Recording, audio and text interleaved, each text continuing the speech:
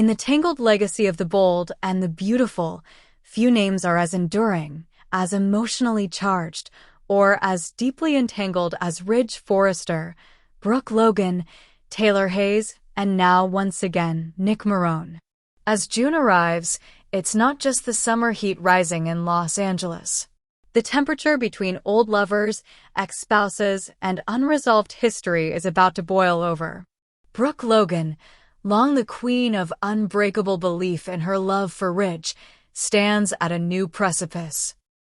Though Ridge has spent the past several months reconnecting with Taylor, choosing safety and familiarity over chaos and passion, Brooke has never truly stepped aside. She's watched, waited, knowing Ridge, knowing his patterns, and most of all knowing that what they had wasn't over. Not for her. Not for him.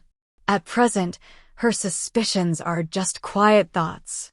But as June unfolds, those odds she's silently wagering on, they're about to shift in her favor. And Ridge won't be the only man orbiting her world. Nick Marone, absent from Los Angeles since 2012, last seen only in Brooke's subconscious during a dream in 2022, is about to re-enter the scene. Not just as a man from her past, but as a living embodiment of everything Ridge wishes he could forget. Nick's return is not casual. It's deliberate, timed, and explosive. A man once married to both Brooke and Taylor, Nick shares a bloodline with Ridge through their late father, Massimo Marone. That link alone carries decades of resentment. But it's not family tension that sparks the next fire. It's romantic jealousy. It's unfinished business. It's the one man Ridge has never been able to ignore. Taylor's position is clear. She believes she has Ridge now. That after years of being the other woman, she's finally the choice. The safe harbor. The mother of his children. The woman he ran to after Brooke's betrayal. But Ridge, for all his declarations, has not made a real commitment. Their reconciliation is still fresh, untested, a flame trying to stay lit in the wind of old memories. Ridge wants to be loyal. He wants to make this work. But Brooke's presence, constant, luminous, familiar, keeps tugging at him. She still works at Forrester. She still co-parents with Ridge. She's still Brooke. And when she walks into a room, he still can't breathe right. Brooke knows it. She doesn't flaunt it, but she doesn't have to. She and Ridge have been married 8 times. 8! No other couple in soap history has defined on again, off again like they have. They've shared decades, children, heartbreaks, and resurrections. Every time the world said it was over, they found a way back. Ridge may be trying to rewrite his future with Taylor, but Brooke knows his heart hasn't moved on. She sees it in his eyes, feels it in the pauses, and with Nick coming back, the emotional fault lines will start to fracture. Nick's re-entry into the narrative is more than just nostalgia. He brings with him a legacy that's impossible to ignore. His relationship with Brooke was passionate, messy, and unforgettable. They share a son, Jack Marone, a child born of complex circumstances, carried by Brooke, but biologically Nick and Taylor's. The triangle then was already razor-sharp. But what happened next still echoes. Taylor, overwhelmed by alcoholism and emotional instability, asked Brooke to raise Jack. Brooke, for all her flaws, did what Taylor could not. She became Jack's mother in every way that mattered. Nick, in his return, doesn't just bring memories, he brings a reckoning. His scenes in Italy are set to collide with the current state of affairs at Forrester. Ridge won't welcome him. He never did. Nick is everything Ridge despises, charming, unfiltered, provocative, and unafraid to challenge his brother's ego. Taylor, too, will feel the tremors. Nick was once her husband. They shared a bond that nearly pulled her away from Ridge for good. But it's Brooke who commands Nick's full attention. From the moment he sees her again, the chemistry returns. Not because they planned it, but because it never really disappeared. Brooke, caught between a Ridge who can't let her go and a Nick who may never have, begins to feel her power again. She's no longer just waiting for Ridge to remember. Now she has a choice of her own. And with Jack being brought up again, possibly as a now-grown character returning to the fold, the web tightens further. The past isn't just whispering. It's shouting. Ridge tries to act unaffected. He insists to Taylor that he's committed, that Nick doesn't bother him. But it's a lie. Every time he sees Nick near Brooke, his skin bristles.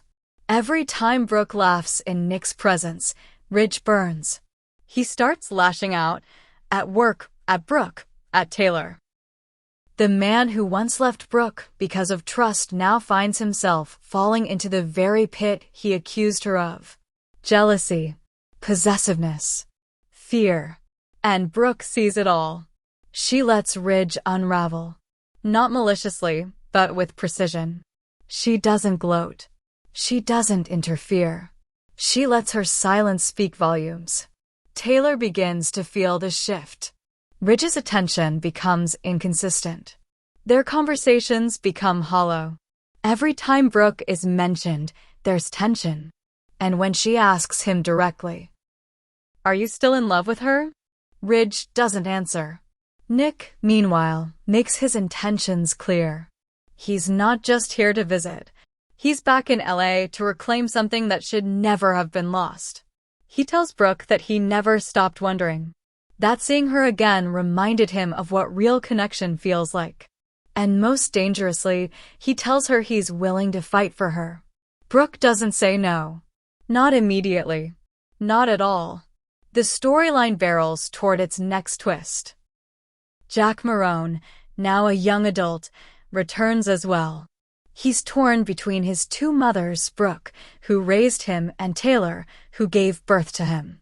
His reappearance brings unresolved pain to the surface, forcing all three adults to confront what happened all those years ago. Jack, proud and sharp like his father, sides with Brooke at first, deepening Taylor's emotional wounds. Ridge watches as Brooke's family, legacy, and romantic life begin to bloom again, and he can't stop it. By midsummer, the triangle between Ridge, Brooke, and Taylor isn't a triangle anymore. It's a square, maybe even a pentagon, Nick and Jack forming new dimensions of complication. The pressure builds at Forrester. Decisions have to be made. Ridge tries to reassert control, but the narrative has slipped from his hands.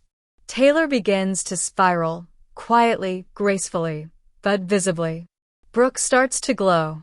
Nick begins a quiet campaign to win her back. And Ridge? Ridge starts to unravel. The rumors start flying inside Forrester. That Ridge is splitting from Taylor. That Brooke might be rekindling something with Nick. That Jack might be joining the company and possibly threatening RJ's place. It's a perfect storm. Brooke, for the first time in years, isn't just reacting to the men in her life. She's the center of gravity. And just as Ridge is about to reassert his love for Brooke, about to step away from Taylor again, Brooke makes a choice. Maybe not to run back to Ridge. Maybe not even to embrace Nick fully, but to take control. To choose herself. Because if history has taught her anything, it's that being wanted by two men isn't power. Owning her own story is. But that doesn't mean Ridge is done. Far from it. His jealousy over Nick is far from extinguished. And his bond with Brooke, however fractured, is still alive. Nick, meanwhile, is just getting started. And Taylor? She's standing at the edge of heartbreak once more, watching the man she tried to hold slip through her fingers all over again. The battle lines are drawn. The past is back. The future is uncertain. And the bold and the beautiful is about to explode with a new era of heartbreak, rivalry, seduction, and legacy. Because some love stories never die, they just wait for the right moment to return. The bold and the beautiful.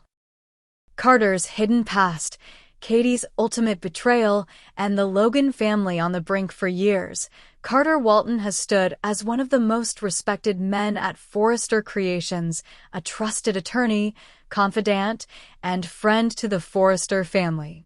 With charm, integrity, and discipline, Carter became a man others relied on. But everything the world thought they knew about him is about to collapse. Because Carter Walton isn't even his real name. For 2 decades, he has practiced law, built relationships, and lived a life crafted carefully atop a single devastating lie. It all begins with an anonymous letter sent to the Los Angeles Bar Association.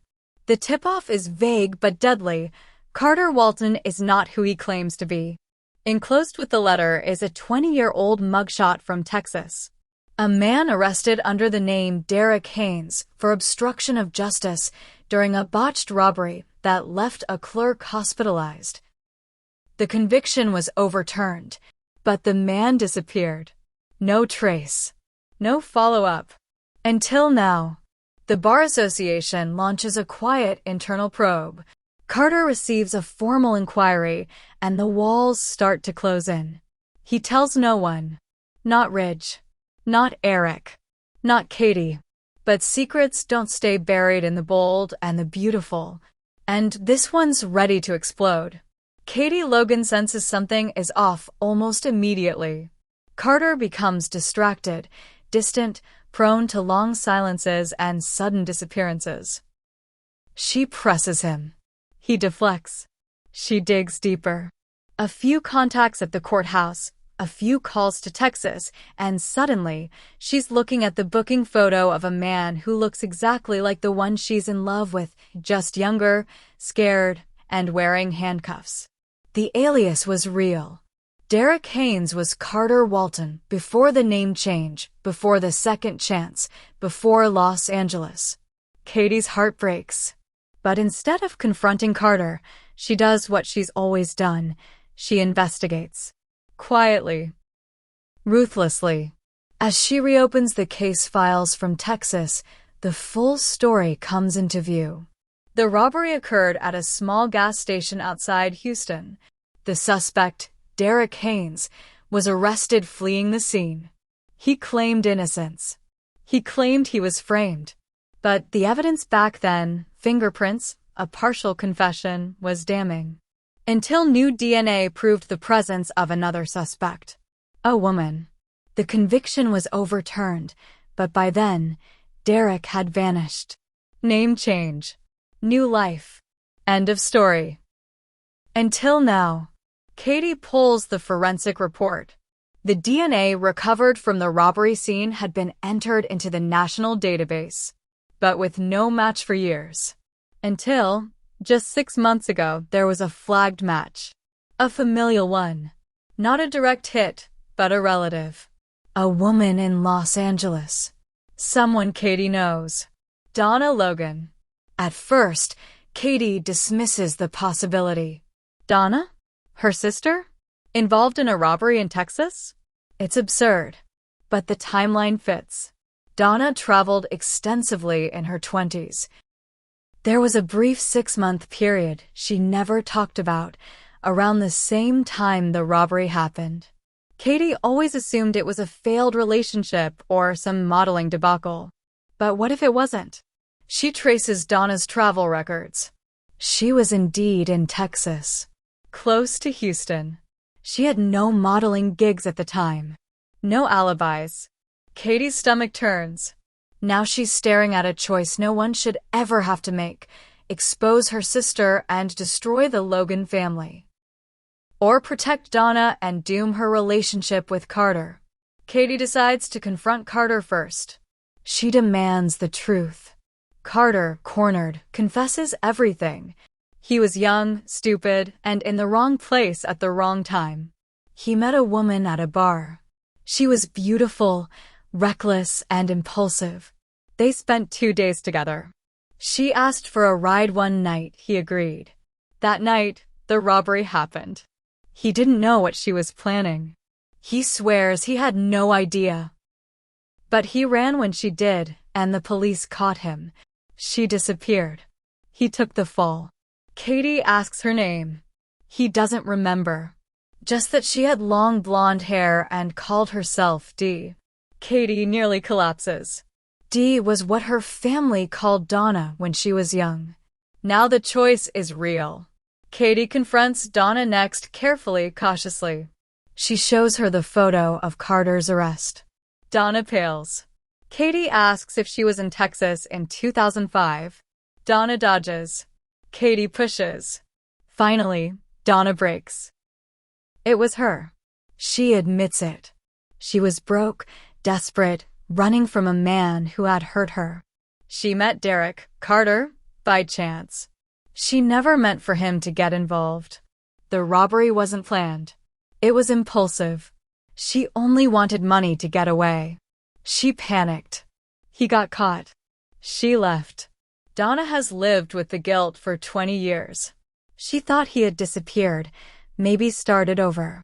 She never imagined he'd end up in the same city or in love with her sister. Katie is shattered. Her sister is the reason Carter lost everything. Her sister is the reason he had to build a life on a lie. And now she's the one who has to decide whether the truth comes out. Carter begs her not to. He says he's finally found peace. Love. A place to belong. If this story goes public, he'll be disbarred. His career will end. Everything he built will vanish. He's already paid for a crime he didn't commit. Why destroy him again? Donna pleads for forgiveness. She says she'll confess if that's what Katie wants, but it will destroy the Logan name. The press will dig up everything. Brooke will be dragged. Hope. RJ. The entire family. Katie knows it. She also knows the truth always comes out eventually. The secret weighs on her like an anchor. Katie begins to withdraw. She stops answering Carter's calls. She avoids family dinners. She can't look Ridge in the eye. She wants to protect everyone, but in doing so, she's losing herself. Then the Bar Association makes their move. They schedule a public hearing. Carter is given 48 hours to prepare a defense. Rumors swirl inside Forrester. Ridge demands answers. Brooke is confused. Donna is on the verge of collapse. Katie has to act. On the morning of the hearing, Katie walks into the Bar Association with a sealed envelope. Inside, the full forensic report. The name of the real suspect. A statement. But when the hearing begins, she does something no one expects. She lies. She tells the board the letter was a hoax. That Carter Walton is who he says he is. That the photo is real. Yes, but the charges were dropped, and the man in that photo is not a danger, not a fraud. She says he deserves a second chance. The board accepts her testimony. Carter is cleared. Disbarment is avoided. But it comes at a cost. Katie returns the sealed envelope to Donna. She says nothing. Donna breaks down in tears. Carter finds Katie that night. He thanks her. He holds her. He tells her she saved him, but she doesn't feel like a savior. She's in love with a man who was destroyed by her sister. She protected that sister. And now she can never tell the truth. Not to him. Not to anyone. Their love is built on silence. Carter senses something's changed, but he doesn't press. For now, he's free. For now, he is Katie. But secrets like these never stay buried in the bold and the beautiful. And when the truth finally does come out. When Carter learns who Dee really was, the Logan family may never recover.